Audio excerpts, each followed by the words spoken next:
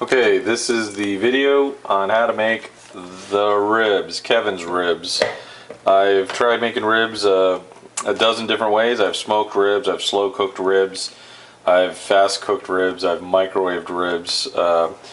And what I've concluded based on all my research is this is the easiest, best way to make either a small amount or a large amount of ribs for a large amount of people. That is the most enjoyed and most widely accepted as being, fall off the bone ribs with a nice generic barbecue taste. What we're going to cover is preparing the ribs, a little bit about the rib rub and the sauce, and then the process on how to make the ribs. We're also going to cover removing the membrane from the ribs. First of all, the material we're using today is we always cook a baby back pork ribs. They're the most flavorful and most forgiving. They're the easiest to make nice and tender. I think St. Louis style or beef ribs are, a little bit different approach to get them right. So these are the ones we have the best success with. Our favorite source of ribs is from Safeway, our local department store, our local grocery store here. They have a brand called Smithfield, which will actually have a sticker on it. This is extra meaty. In this case, however, these are Costco, and we picked these up because they were just, a bargain at $3.50 a pound. So we're going to try those. All right, our rib rub, which is a very small component of the overall final product.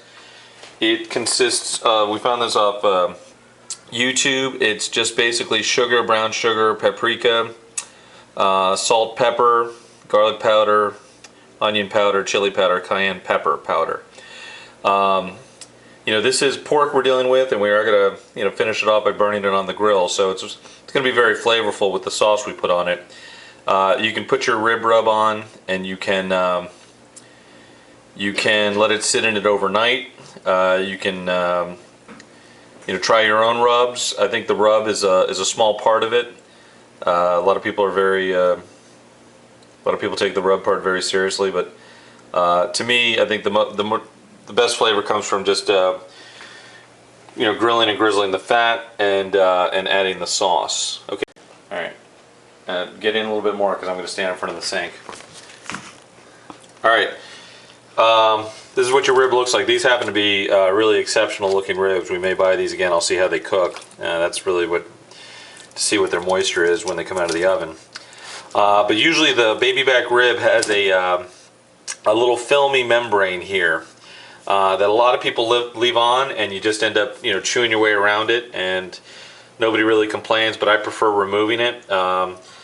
Strangely, these already have the membrane removed, but in general what you would do to remove the membrane, if you do have a little membrane there, is you start with a knife on your smallest side of the rib at the bone. You get under the membrane with the knife, and then because it's very slippery and fatty, you use a paper towel to grab the membrane and just peel it all back and then throw it out. And this will let your rub actually get into the meat, and the fat and the salt from the rub will get in there a little bit better. You get a little bit more flavor. It'll be a little bit less chewy, and overall people prefer the final result. Okay, we'll post this up on the rub we use is nice. You can make it once and then store it for every time you make ribs, because this makes a large portion. Quarter cup of sugar, quarter cup of brown sugar, quarter cup of paprika, 3 tablespoons of salt, and then a tablespoon each of black pepper, garlic powder, onion powder, chili powder, and cayenne pepper powder. And again, that's to your specific tastes. You may want to find a rub that is different for you, or a rub that goes better with your sauce. The most important parts are obviously the salt and pepper, a little bit of garlic, and sugar and brown sugar are always nice. We go ahead and make a large portion of it, put it in a bowl, a blender, blend it up, and then we'll store it in an extra spice jar. So here's all of our spices. The problem with how well this keeps over time is associated with the sugars that are in it. If they get any moisture over time, they'll start to clump up. So if you don't have an airtight spice bowl or spice shaker to keep it in, I'd recommend you know, like a Ziploc bag or something. Okay, and that's our rub. Okay, what we do is we lay out 3 large pieces of foil with which we're going to triple wrap each rack of ribs. I'm going to sprinkle on a little bit of the rub. You know, there's a lot of paprika and cayenne pepper in these, so you know, you really want to decide ahead of time how spicy you want to make your ribs, because people will still taste that, even, you know, regardless of what kind of sauce or how much sauce you use. A lot of people love it. A lot of people don't. Okay,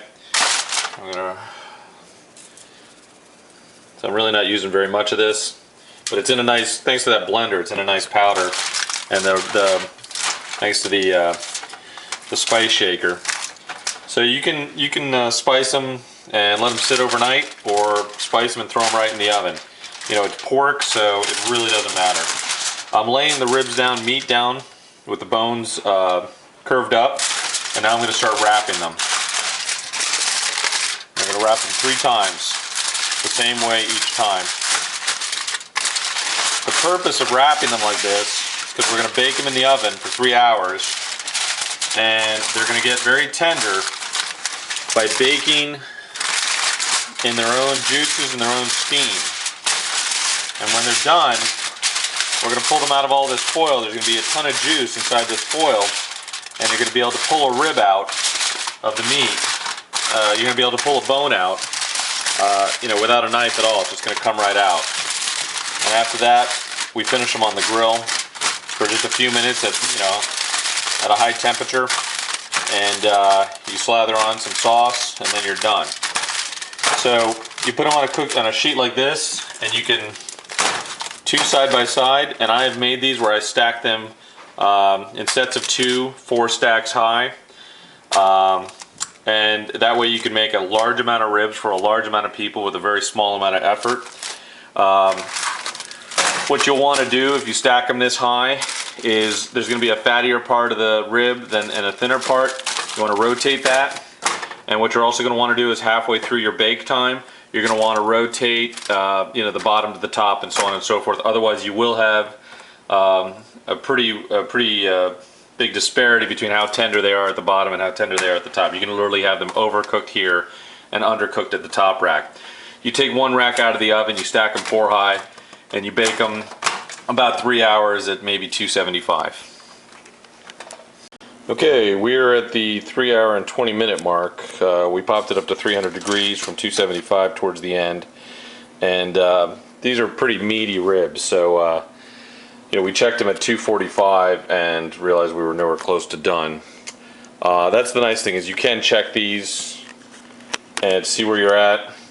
It's, you know, no harm in that. You don't want to check them too much, but now you can see that a bone comes out completely clean. This meat is totally tender. Here's all the juice that it's been cooking in. The only thing about this is that we haven't grizzled the fat yet, so I'm going to heat up the fire outside, the gas grill. Put these on the burner at about 500.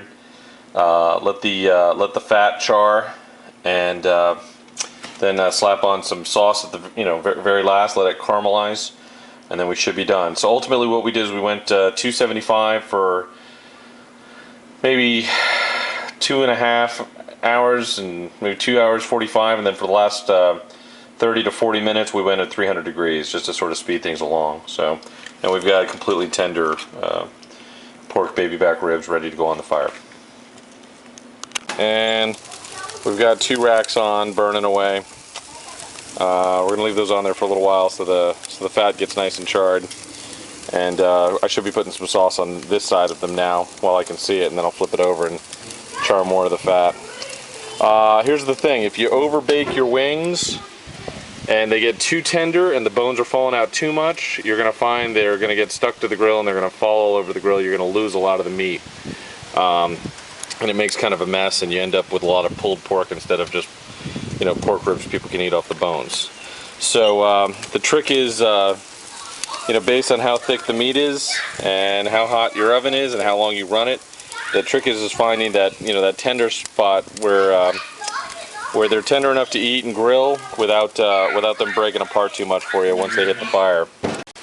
Okay, we've applied some sauce to both sides. We've only lost a little portion break apart there. That's probably where I pulled a bone out, so there was no bone to hold it together.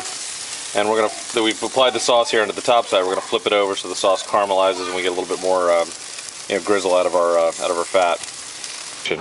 Okay, here's the final product. They're off the grill. They're ready to serve. And enjoy. This is a Father's Day gift to all you fathers out there who want to make some really good ribs at home that everybody will enjoy. Good luck.